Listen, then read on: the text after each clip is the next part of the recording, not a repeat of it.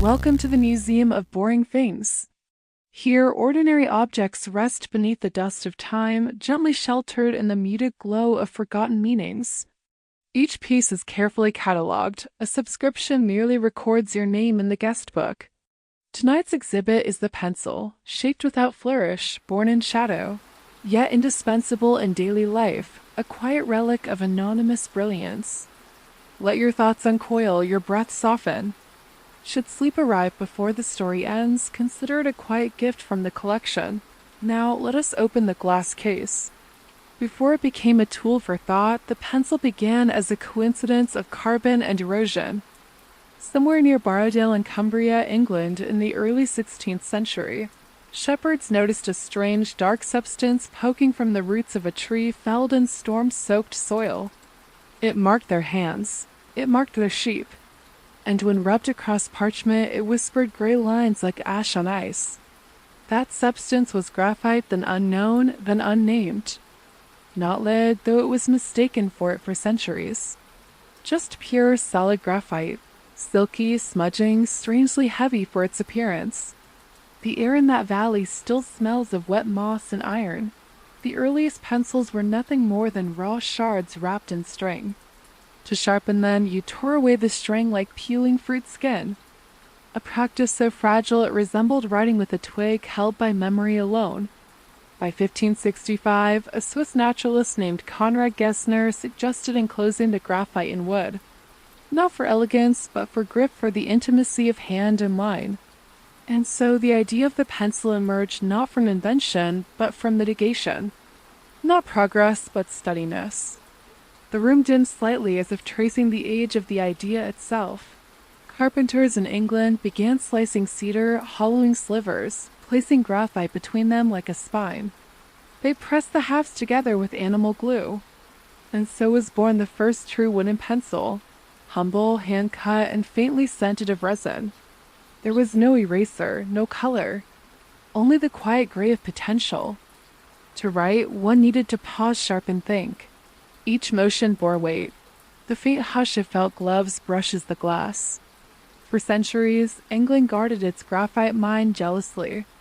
No other source yielded graphite as solid, pure, or carvable.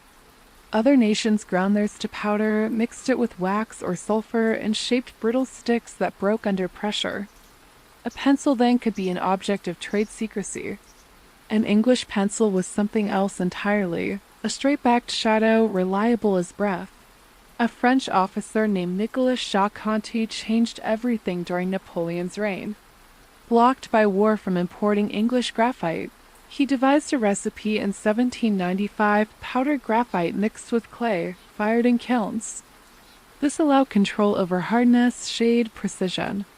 It was no longer found, it was made.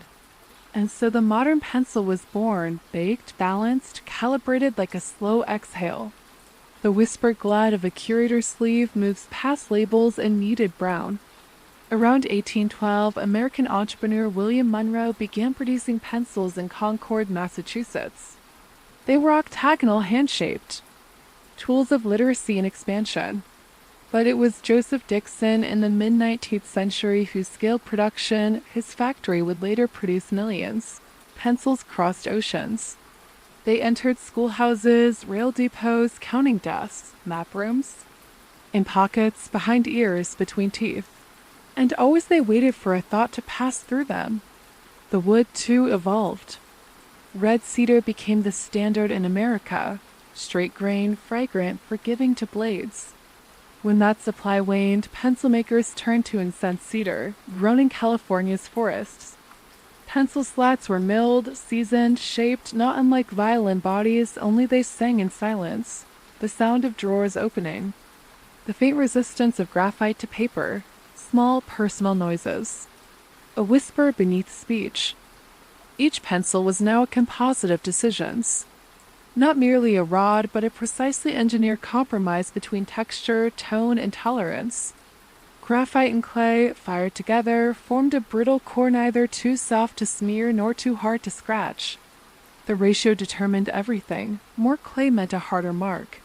More graphite, a softer one. This subtle calibration gave rise to grading systems. HB symbols of touch, not sight. Even the language of pencils became muted, encoded. The hush of graphite trails catching against archival paper lingers in the air.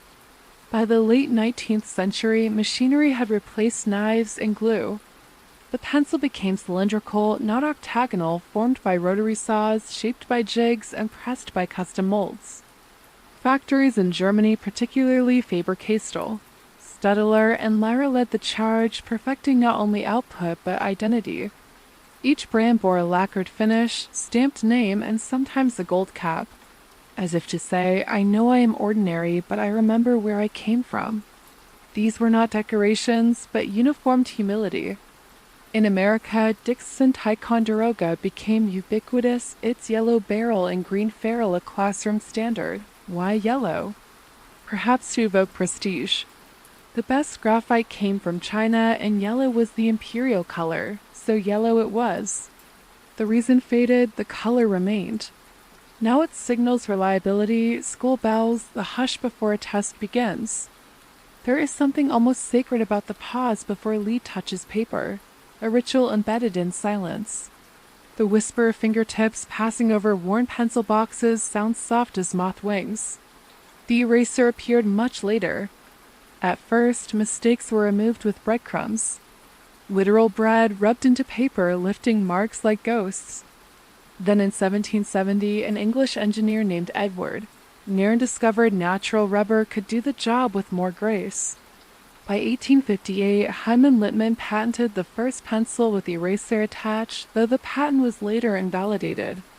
Still, the idea stuck, a tool that could both create and undo. Soft obliteration always at the ready, like a second chance stored on the other end of intention. The tension between permanence and correction has always haunted the pencil. It makes no promise of lastingness. It invites revision. A philosopher might say it embodies humility, willing to leave a trace, but not to insist upon it. Graphite can be erased, smudged, faded, but not denied. A quiet echo remains.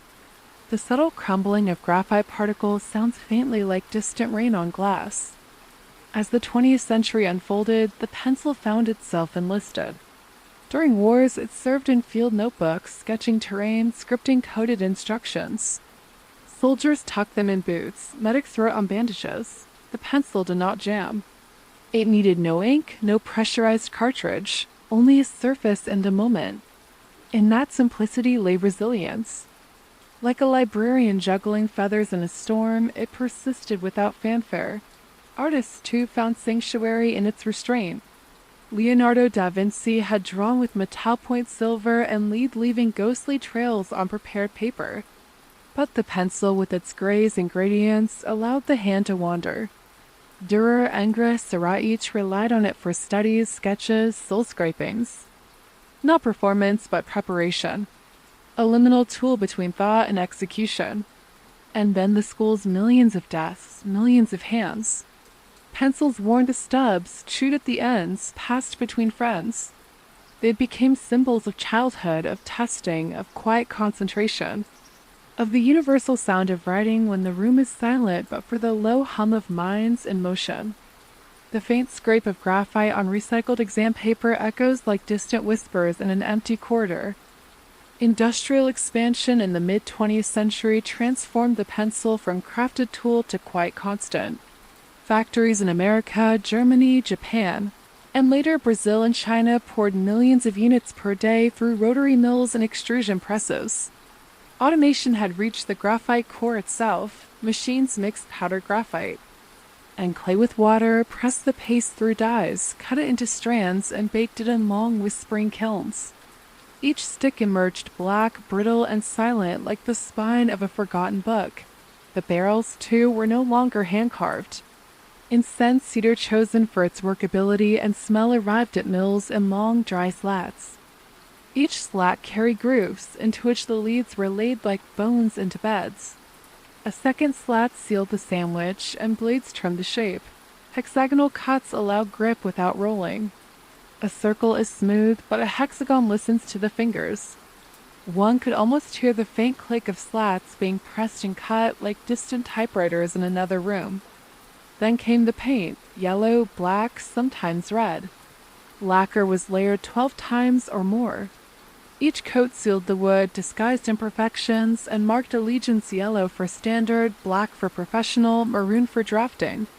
Even something so unassuming learned to wear a uniform. The ferrule, that tiny metal ring at the top, became a marvel of miniature engineering. Crimped but not cracked. Flexible yet firm. It held the eraser like a collar holds memory gently, insistently, without letting go. The faint metallic tap of ferrules on tabletops lingers long after students have gone home. By the 1960s, the pencil had achieved near total saturation. Every schoolchild owned one. Every office kept boxes. Every household had a drawer somewhere at the back filled with half-used, half-sharpened soldiers in quiet retirement. The pencil had become invisible by becoming necessary, like gravity. Like time, like the feeling of forgetting a word just before it returns. Japan's contribution arrived with unmatched elegance. Brands like Mitsubishi, Tombow, and Pentel brought a near-spiritual precision to the form. Sharpening a pencil became a ritual, slow, careful, reverent.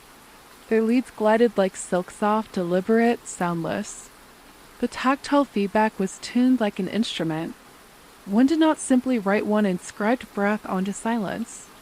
There were specialist pencils now, architectural, mechanical, carpenters. Each adapted to task, material, and gesture. Flat pencils for builders, resistant to rolling off roofs. Thick leads for sketching.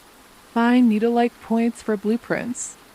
And always the core, that silent spine of clay and graphite, neither ink nor paint, but something in between. An idea in mineral form. The rise of mechanized drafting tools in the 1970s did not replace the pencil, it merely repositioned it. The mechanical pencil clutching a replaceable lead offered constancy, elegance, and the pleasure of silent advancement. Click, click, a measured release of potential. No shavings, no blade. Just one long exhale of gray. The whispered twist of a pencil sharpener's gear interrupts the hush like a soft yawn in a reading room. Electric sharpeners arrived, mostly in offices and teachers' lounges. A minor violence, the whirring buzz of steel teeth against cedar. But even this was softened by repetition. A child feeding pencil after pencil into the spinning mouth, as if offering small sacrifices to the god of spelling tests. So much routine accumulated around the pencil. The tapping during thought, the chewing during nerves. The quiet flipping to erase a mistake more movement than sound. A kind of choreography of thinking. The pencil was never loud, it never insisted. It merely waited. On desks and drawers. At the edge of memory. Somewhere in the decline of handwriting and the ascent of keys, the pencil quietly receded, though not entirely. It had already adapted once, and now it lingered like a scent, nostalgic, unnoticed, irreplaceable in its simplicity. The rise of ballpoint pens in the mid-20th century had threatened its presence, offering permanence and convenience. No sharpening, no smudges. But permanence is not always a virtue. Sometimes the mind needs something provisional, uncertain, erasable, and the pencil knew how to offer that. Ballpoint pens bled through paper. They clogged, skipped, failed at odd angles. The pencil, by contrast, remained constant dry, obedient, free from pressure. It performed even when upside down in cold weather on coarse surfaces. In the hands of surveyors, carpenters, mountaineers, it endured. The sound of a pencil scratching on wood, not paper, is dry and brittle like an insect walking across an old map. In classrooms, it resisted obsolescence. You cannot teach subtraction with ink. You cannot draw a perfect circle with permanence. The pencil allows uncertainty, invites correction, and forgives. It teaches not just answers, but the graceful disappearance of error. Even as whiteboards replaced chalk and tablets replaced lined paper, the pencil survived. In pencil cases, in emergency kits, in desk drawers that remembered childhood. Its ecological contradictions became clearer in the late 20th century.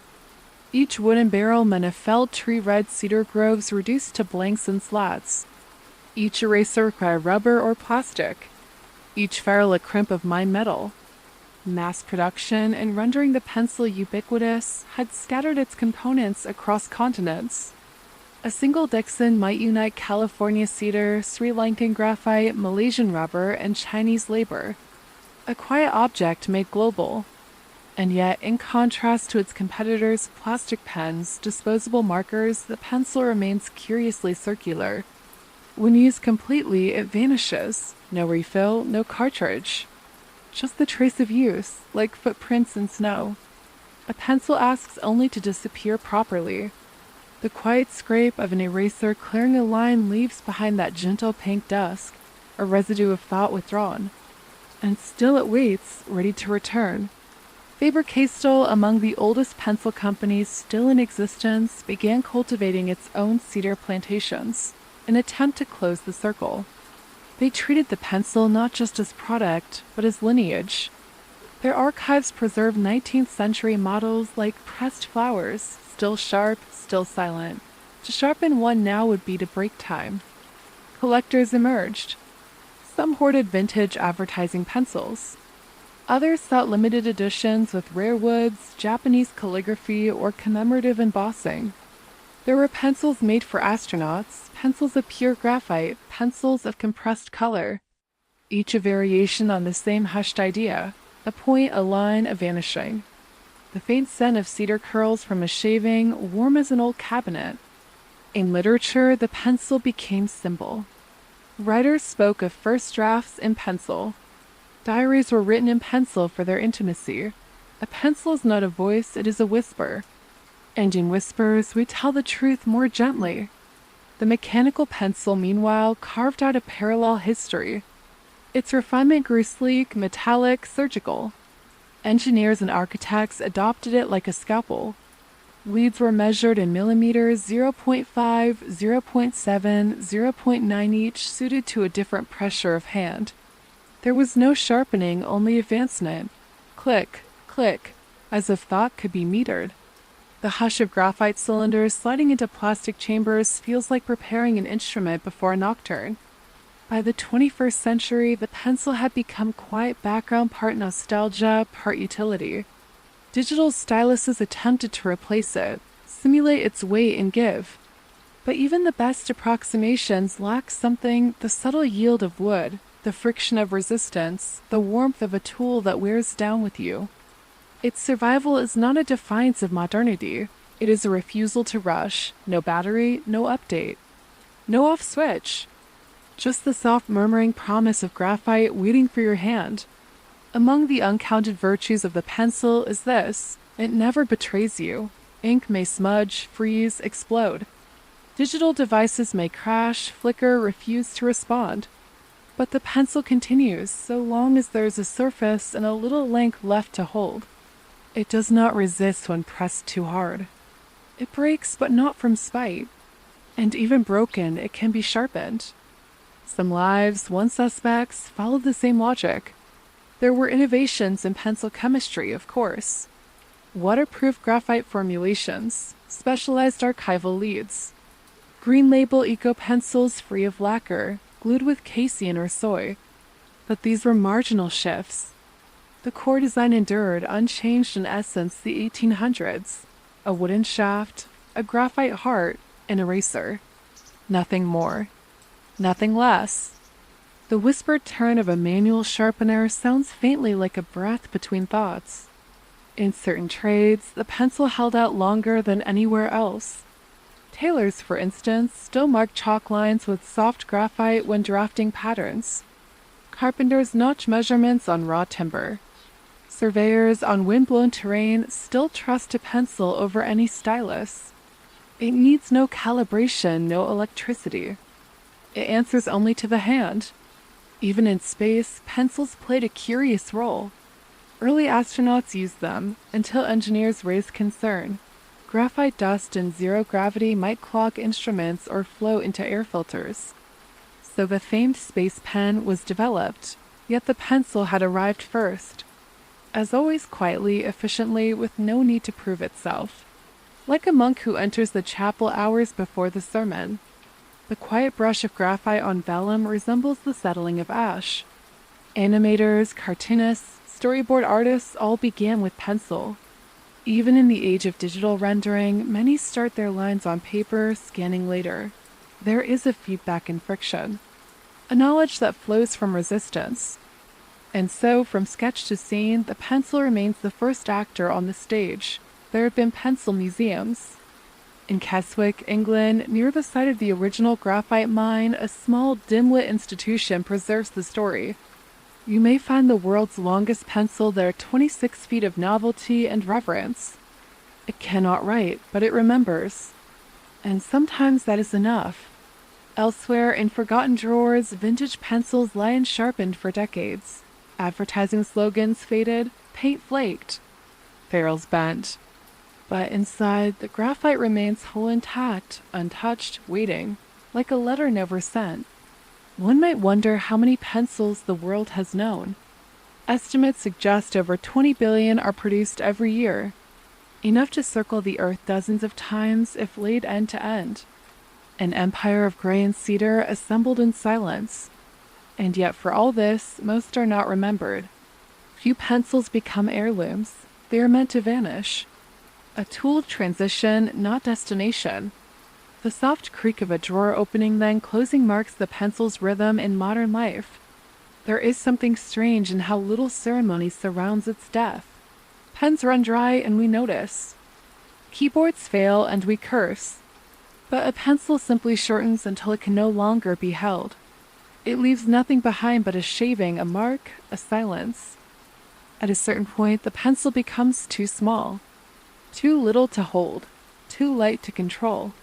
And yet many keep these stubs almost ritualistically. A pencil reduced to a thumb's length becomes something else, not a tool but a memory of effort, of thought made visible. Some slip them into tins. Others forget them in coat pockets or desk corners. They roll no farther than the edge of a shelf. Their silence is final but not sorrowful. There were attempts to preserve them longer. Pencil extenders, small metal sleeves that gripped the shrinking end, appeared as early as the 19th century. Used by draftsmen, accountants, schoolchildren too poor to waste. Even in thrift there was reverence. To throw away a pencil still capable of writing was, for some, a kind of betrayal. The soft rasp of an extender, screw tightening around old wood, sounds like the turning of a miniature key. By now, mechanical pencils had taken much of the professional ground. But wooden pencils lingered. They offered something messier, more human. They wore down unevenly. They revealed how you held them, where you paused, when you hesitated. A mechanical pencil reveals nothing but the line. A wooden pencil reveals the hand. In some traditions, the pencil became part of ritual. Graphite sigils drawn on doorframes. Hearts carved into bark, zez on ballots. Anonymity made manifest. No handwriting analysis needed. No signature. Just a single gray stroke. There were pencils given as gifts. Gold-tipped, engraved. Luxury objects paradoxically celebrating the mundane. As if to say, even the humblest vessel can be worthy of gold. But the true value was always tactile. The weight in the fingers, the slight drag against the page, the texture of ideas becoming visible. Pencil leads were graded more precisely with time. From 9H to 9B, a spectrum of touch. Artists developed preferences. Some swore by 2B for shading, others by 4H for architecture. In each stroke, a decision. In each grade, a different voice. The quiet tick of lead on tracing paper feels like breath pressed into silk. In some cultures, children still learn to write with pencils. Their grip unsteady, their letters large. They erase, rewrite, smudge. The page becomes a palimpsest of learning. Mistakes are expected. Corrected, accepted. The pencil teaches not perfection, but progress. By now, handwriting itself is in retreat. Notes are typed. Messages sent, signatures digital. But somewhere still in a workshop or a sunlit kitchen, someone picks up a pencil not for nostalgia, but because it works. A pencil doesn't demand power. It doesn't update. It doesn't alert. It simply waits. To hold a pencil is to engage with time. Each stroke records a moment, a decision, a direction. The graphite wears down not only with use but with intent. Faster when pressed with certainty, slower when guided by doubt. The line becomes a map of attention. In the margins of books and the spines of journals, pencil marks accumulate like spores. Tiny, reversible insights that haunt the text without claiming it. Scholars often prefer pencil for this very reason. To think provisionally. To leave room for a better version of understanding. The quiet rustle of paper turned back to reread a passage carries with it the scent of contemplation. In libraries, particularly in the early 20th century, marginally written in ink was frowned upon. But pencil notes those were tolerable. They could be erased. Corrected, quietly forgotten. Sometimes the most respectful way to speak is to whisper into the folds of another's thought. There were pencils made for film editors, for typographers, for map makers. Some had red cores, others blue. Some split down the middle half red, half black. Each served a unique task, a subtle code within the craft. Even now, one can find color-coded pencils used in animation studios. Before digital layers, there were pencil layers, roughs, keys, in-betweens. Each color stage in the evolution of motion. The pencil's voice has always been one of restraint. It says this might be right, but let's see. It does not cry out its presence. It suggests, it defers. And yet it has had moments of drama. In courtrooms, pencils tap nervously against notepads. In polling booths, they record the direction of nations. In war zones, they document what cannot be photographed. The faint tremble of a graphite line on crumpled field paper is sometimes all that remains of truth. The pencil has accompanied silence more than speech, in classrooms during exams, in pews during sermons, in bed late at night beside an open notebook. It speaks when we are too tired to speak aloud. Its sound is soft, a murmur, a hush, the almost inaudible crunch of wood turning to point. There were famous pencils, not named but remembered. Thoreau's family, for instance, ran a pencil company. Before he went to Walden, he improved their graphite process. He knew the smell of cedar long before the smell of pine. The quiet glide of a pencil across a fresh journal page sounds like winter snow yielding under cautious footsteps. In the end, perhaps no one remembers the pencils themselves. Only what they wrote, a grocery list, a farewell note, a half-finished drawing. A name. Every pencil carries a kind of forgetting. As it writes, it also consumes itself. The more it is used, the less of it remains. And yet this vanishing is not loss, but completion. The pencil is most itself when it disappears. Like a candle fulfilling its purpose in flame. Writers once filled entire manuscripts in pencil, not out of romance, but necessity. Ernest Hemingway drafted in pencil. So did Steinbeck. Not because they distrusted ink, but because graphite waits. It does not lock in thought. It lets the sentence shift, dissolve, reform, as if language itself were soft clay pressed gently by the mind. The sound of a pencil returning to the desk after a long paragraph is a dry tap, modest and firm, like closing a letter without sealing it. There were wartime pencils short, functional, rationed. They accompanied soldiers in pockets, folded maps, the margins of telegrams. Tiny, often unsharpened, stored with wax paper and string. You did not write essays with them. You wrote coordinates, names, final thoughts. Pencils were issued as standard equipment, as if a graphite line might one day connect the living and the lost. Some were made to never be noticed. No branding. No lacquer. Just plain wood and core. The quietest pencil is the one you forget you're holding. And still, even the most basic pencil has its architecture, length, balance, the way it rests between finger and thumb. How the point resists just enough to slow the rush of thought, but never enough to stop it. There is a myth that the average pencil can draw a line 35 miles long. It is not quite true, but close enough to believe and beautiful enough to repeat. A single object, 19 centimeters long, holding within it the capacity for 35 miles of thought. The graphite itself is not pure, not anymore. It is blended, shaped, refined. And yet it still leaves a mark indistinguishable from the earliest strokes on sheepskin. Time has passed. The hand has changed. But the line, that soft, silvery, and permanent line, remains the same.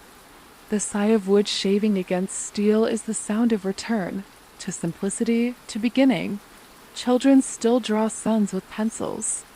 Stick figures, castles, clouds, the line doesn't judge. It only follows. The pencil becomes an accomplice to wonder, a tool for belief, and then slowly for self-doubt. Even that is part of the journey. For all its uses academic, artistic, administrative, the pencil has never shed its most essential trait. It listens more than it speaks. There is a kind of mercy in the pencil's softness.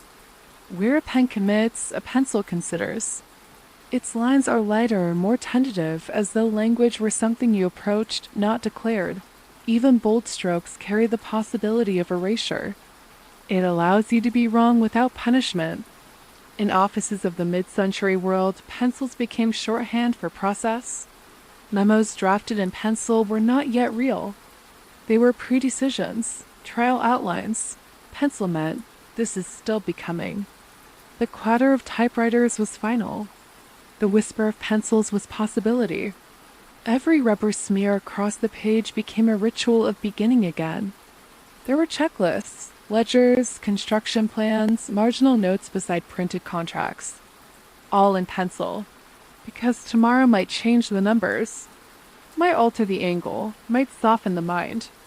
The slight roll of a pencil across a glass tabletop sounds like a forgotten question returning. Not all pencils were wooden. There were paper-wrapped pencils, thin layers spiraled around the graphite, peeled away like a wick from a candle. Cheap, biodegradable, unassuming. They appeared in hotels, reception desks, government buildings, brief lives, disposable intentions. Then there were pencils that weren't meant to write. Ceremonial. Souvenirs. Pencils embossed with gold foil bearing the names of cities. Monuments, tourist traps, rarely sharpened, never used. They lived on shelves, in mugs, in drawers that smelled of paper and time. They existed to remind, not to express. A pencil's meaning is not always found in its mark. Pencil manufacturing became its own quiet empire. In Germany, the town of Stein became synonymous with Faber-Castell, a dynasty of graphite and cedar. Factories spread globally, but the craft remained local, in the smell of fresh shavings, in the weight of unfinished slots stacked in sunlit rooms. The machines hum now, but the rhythm is still ancient. In Japan, pencil etiquette became a matter of grace. Children were taught to press lightly, to sharpen carefully. A blunt pencil was not just inefficient, it was impolite. The act of writing was physical harmony. To snap the lead was to lose one's place in the world's texture. The faint echo of a drawer closing over a half-used pencil feels like the sigh of a thought left for later. To this day, test centers around the world still instruct, use a no-to pencil, not for nostalgia, but precision. Optical scanners read the density of graphite. Pens may blot. Markers may bleed. But the pencil stays within bounds, clear, exact, obedient. The no, too. Pencil, its designation a balance between darkness and hardness, has become a standard not because it is exceptional, but because it is average. And yet, in that averageness, it became immortal. Even when it fails, the pencil does so quietly. A broken lead offers no complaint. It simply waits to be sharpened again. There is no stain, no rupture, no alarm. It does not mourn its own snapping. It accepts. Sharpening is a return, a renewal. Each act of exposure makes the pencil smaller, but more precise. The outer layer falls away, revealing a new opportunity. One could almost see it as a metaphor for thought itself, stripped back, concentrated, and made ready. The sound of pencil shavings spiraling into a tin feels like time unwinding in manageable curls. In some cases, pencil shavings are collected, used in art, turned into small floral sculptures, wreaths, or abstract compositions. Even what falls away is not wasted. Even remnants can carry beauty. The pencil's silence has always made it easy to overlook. But silence is not absence. Silence is space. The pencil does not speak for you. It allows you to hear yourself more clearly. In the hush between each line lies the rhythm of your attention. Graphite itself, pure carbon, connects the pencil to stars, the same element found in diamonds and in dust. It is ancient, cosmic, softened by clay, and shaped for use. To write with a pencil is to move stardust across cellulose. It is the smallest possible act of celestial alignment. The curve of the letter S written in soft graphite is a ripple across the surface of thought. Some pencils become cherished not for what they are, but for what they touched. The one that wrote a lover's name. The one that sketched a childhood landscape. The one that lingered in the hand during an exam that changed everything. They are not tools, they are witnesses. In certain old attics, you can still find forgotten pencil boxes, tin or wood, sliding lids, velvet-lined. Inside, a handful of perfectly unsharpened pencils still bearing the name of a store that no longer exists. They are not antiques. They are unopened questions. The pencil's temporariness is not a flaw, it is its fidelity, to live in the moment. To serve, then vanish. A pencil is an instrument of soft endings. The line it draws does not echo, it disappears into memory. But the gesture remains. A small flick of thought made visible, then gone. By now, the pencil has become more than just an object. It is a residue, a suggestion, a form we remember even when it's not in reach. You can feel the weight of one in your hand just by thinking of it. The taper of the wood, the cold ring of the ferrule, the faint scent of cedar. All of it returns with the memory of motion. In dreams, people often write with pencils, not pens, not keyboards. There's something about the texture of it, how it glides, how it resists, how it doesn't pretend to be forever. Dreams understand impermanence better than waking hours. The graphite does not boast. It records, and in recording, it dissolves. The brief rustle of a pencil rolling from the edge of a desk and striking the floor is a punctuation mark on a thought unfinished. The pencil is also a tool of pause. Writers stare at blank pages, pencils unmoving. Students bite their erasers. Designers spin them slowly between their fingers. To hold a pencil without writing is not idleness, it is incubation. And still, some keep their pencils perfectly sharp, afraid to use them. An untouched pencil is a small monument to potential. It promises everything and has risked nothing. But a pencil dulled by use, reduced up but is a record of courage, of having said something, even if it was erased. Artists often speak of line confidence, the courage to commit a stroke. The pencil, paradoxically, invites both confidence and doubt. You may redraw, you may trace, you may undo. And yet, each hesitation leaves its own quiet trace. The ghost of a line beside the line that stayed. The pencil's refusal to vanish completely is part of its charm. Erase all you like, there will always be a smudge. Proof that you were there. That thought passed this way once. The light, grainy sound of an eraser working across cheap notebook paper resembles wind sifting through dry grass. Even the pencil's anatomy carries a peculiar elegance. Wood for structure, graphite for truth, rubber for forgiveness, metal for restraint. It is, in its way, a moral object, not in what it writes, but in how it allows us to revise, to reconsider, to relinquish. It invites reflection through repetition. No pencil draws alone. It moves with the body. It bends to the fingers. It adjusts to mood. It is both instrument and mirror. And when it is finally spent, so small it can no longer be held. It does not break, it simply ceases to be useful, and is put away. Some keep their spent pencils in jars. Stubs of wood and memory, too short to write, too dear to discard. Each one a fragment of effort, a note taken, a drawing finished, a sentence completed just before sleep. They stand upright like relics, soft gray tips staring upward, quietly testifying, I was used, I mattered. In classrooms long since emptied, pencil marks still linger on old desks. Names carved. Dates. The faint geometry of boredom traced in the margins of learning. No one sharpens pencils into desks anymore. But once it was common, the little spiral curl of cedar, left behind like a seashell. The faint tick of a pencil dropped into a forgotten metal cup echoes like a closing parenthesis. Some pencils become myths, like the carpenter's pencil said to have been used on a cathedral beam, or the journalist that covered a war. These stories are rarely confirmed. They are not archived, but passed along. Because the pencil doesn't ask to be remembered, and that makes us want to remember it more. There are pencils that survive fires. The paint blisters, the paint blisters. But the graphite carbon's final form remains. A burnt pencil can still write. More brittle, perhaps, but darker. More direct. It scratches now instead of glides, but the line is still legible. And isn't that what we want from anything? That it endure even if transformed? The mechanical pencil, too, begins to fade. Not because it failed, but because the world grew quieter in its regard. Its design was too efficient, too clean.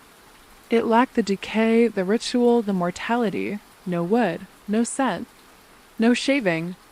Just endless advancement. Click after click into infinity. But the wooden pencil, it had an ending. It always has an ending. And that makes it trustworthy. The brush of a thumb over the flattened hexagonal side of a half-used pencil is the gesture of checking for presence. Is it still here? In a world of permanence and proof, the pencil offers something rarer, a conversation with doubt. It doesn't promise clarity. It offers exploration. In some remote villages, pencils are still rare enough to be shared, passed from hand to hand. Children learning letters in soft, careful arcs. The graphite fades faster that way, but the knowledge stays longer. The pencil does not fear being worn away. It was built for that. Every mark it makes brings it closer to its purpose. Its disappearance is a kind of fulfillment. There are factories still today, machines still shaving cedar, cores still being pressed, fired, measured, and sealed, but the noise around the pencil is dimmed. No headlines announce its manufacture, no launch events mark new models. It does not need reinvention, only quiet continuation. Some brands endure: Ticonderoga, Faber-Castell, Staedtler, Mitsubishi. Their names etched in gold leaf, barely raised from the lacquered surface. They no longer signal luxury, they signal legacy. A finished pencil cannot be refilled. That is part of its design. You sharpen it, use it, shorten it. You do not restore it, you let it end. And so its story is not one of disruption, but of surrender. The soft tumble of a pencil dropped into an empty drawer resembles a lullaby sung in reverse. There are archival services now that digitize old notebooks. Scanned pencil lines magnified. Soft strokes preserved in pixel form, frozen in place, but something is always lost. You can see the line, but you cannot feel the softness. The slight variation in pressure, the tremble of graphite barely touching grain. Even museums that collect pencils do so quietly. No velvet ropes. No alarmed glass. Just drawers. Catalogued. Labeled in fading ink. Each object resting without resistance. In time, the pencil will likely outlast its context. Handwriting may dwindle, paper may vanish. But there will always be a need, somewhere for the provisional, the mark that does not insist on itself. The line that says, I was here, but I may not be for long. No one leaves a monument to the pencil. It does not stand upright in public squares. It is not carved into marble. But in every form of thinking that required doubt, that required revision, that required humility, the pencil was there. It has been tool, companion, relic, but never spectacle. That is its final strength. And now, having walked through its history, from Borrowdale's graphite roots to mass production, from wartime stubs to childhood scribbles, from cedar curls to silent extinction, we reach the end of what can be said in fact. What remains is what the pencil has always invited: interpretation. There comes a point when every object turns inward, when its purpose begins to whisper beneath its function. And the pencil, humble, worn, vanishing, has always known how to disappear with meaning. It is, perhaps, the most honest of all instruments. It does not feign permanence, it makes no claims of clarity. Its lines are thin, erasable, revisable. It allows you to think slowly, to mark the world softly, to change your mind without shame. You hold it and you do not command, you listen. It is a teacher of impermanence. Its body shortens with use, its core thins, its eraser dwindles. Even in its finest moments sharpened to a perfect point, it is already dying, and still it gives. The faint drag of graphite across recycled paper sounds like memory slowly waking from sleep. What other object accepts corrections so gracefully? The pen strikes through, the keyboard deletes. But the pencil, it simply vanishes softly, leaving behind the suggestion of having been. In this way, the pencil teaches us how to be wrong, how to adjust, how to release. It is not fragile, it is forgiving. To use a pencil is to enter into a kind of conversation with time. Every mark says, "This is what I know for now, but I may know more later." Even its materials speak of transformation. Carbon, once alive in ancient trees, compressed through time into graphite. Cedar, cut and dried, giving up its scent for our ideas. Rubber, tapped from distant trees, pressed into a promise of reversal. The pencil is composed of things that once lived, and offers you in return the means to live more consciously. The light shuffle of eraser crumbs gathering in the fold of a book is the sound of thought discarding itself, unashamed. It is no accident that children begin with pencils, not because they are weak, but because they are information. The pencil suits the unfinished, the becoming, but adults too return to it. In sketchbooks, in journals, in moments of doubt, because the pencil does not record judgment, it records possibility. Even now, in a digital world, designers reach first for a pencil, not to finalize, but to begin. Because the pencil does not ask for certainty, only attention. One could argue that the pencil is less a tool and more a philosophy, a way of moving through the world that leaves light impressions. A way of thinking that values change. A way of writing that makes room for silence. At the end, the pencil is barely bare, a thumb's length. A worn eraser slanted, a dull point. It no longer fits the sharpener. It rolls unpredictably, and still someone keeps it. Not for function, for feeling. A spent pencil is not waste. It is evidence of thought, of change, of being unsure and trying anyway. It is strange, isn't it, how we treasure the useless? How the shortest pencil, the one too small to hold, becomes the one we cannot throw away, not because of what it is, but because of what it witnessed. A box of old pencils in a forgotten drawer is not clutter. It is the quiet archive of nearly everything that matters, uncertain beginnings, half-finished ideas, the willingness to revise. The hush of a pencil so small it slips beneath the drawer liner is the sound of something that never wanted to be found again, and yet remained. We live in an age of precision, of permanence, of polished declarations. But the pencil lingers as a relic of softer values, the incomplete, the unsure, the handwritten. It tells us, you do not need to be bold. You do not need to last. You only need to try. And to leave a line where once there was none. A single pencil can be a life.